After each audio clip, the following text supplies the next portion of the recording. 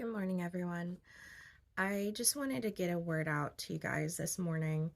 I was reading Psalms 91:13, and it says, "You will trample upon lions and cobras. You will crush fierce lions and serpents under your feet." And as I was reading that, the Lord told me about authority. It was revealed to me last week, sort of about authority in of itself, what that means. And God had told me to take back my authority on certain situations in my life. And as I was reading and meditating on, "You will trample upon lions and cobras, you will crush fierce lions and serpents under your feet," I have to think about the authority God has given us, because greater is He living in us, if we are a child of God, than he that is in the world. That means that we have dominion over Satan. We have dominion over the enemy and his tactics and his lies that try to keep us bound. Now in Judges 13:25, it says, "At that moment, the Spirit of the Lord came powerfully upon him, and he ripped the lion's jaw, the lion's jaws apart with his bare hands. He did it easily, as if it were a young goat." The Spirit of God is that strong. It's powerful.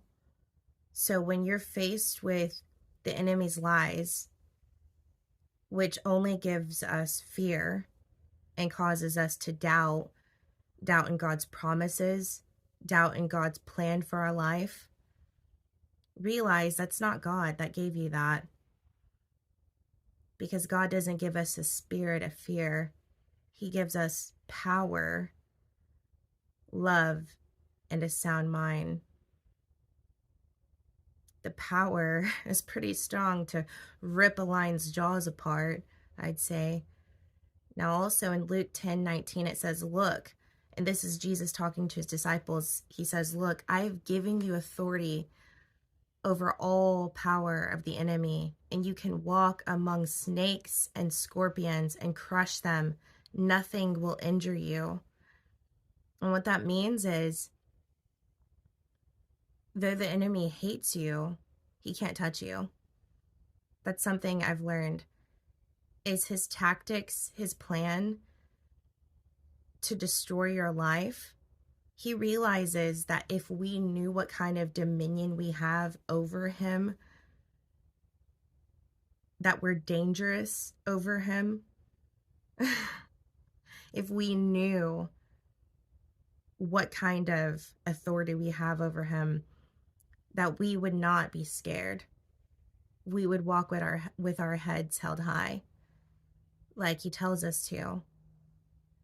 See, Jesus says in Luke 10, it says, "I saw Satan fall from heaven like lightning." So when you think about it in that kind of aspect,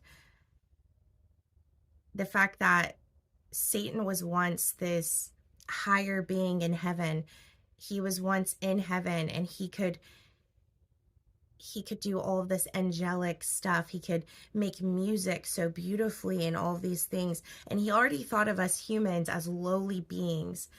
And the fact that God gave us lowly beings dominion over him,